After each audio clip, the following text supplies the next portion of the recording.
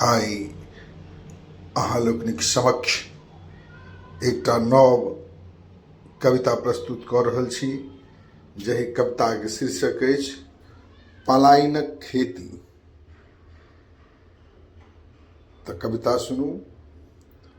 मधुर मिलन अनुरागक संग, कल्पित स्वरसँ भूरित अंग, हम छलहुँ धिया बापक बनल प्रीतमाती, कंचन काया परल पतंग।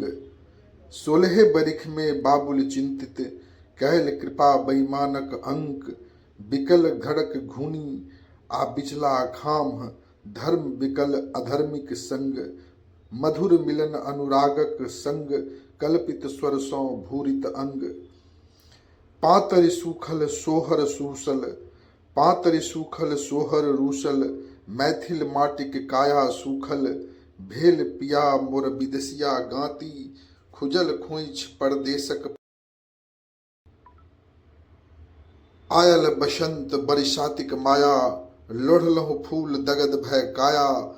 मधुवन दुखित मुँह बनाबै, के घूसल मोर देलक दंश। मधुर मिलन अनुरागक संग, कल्पित स्वरसँ भूरित अंग। मिथिला मायक मुँह सुखायल, झहरित नोर धिया अकुलायल।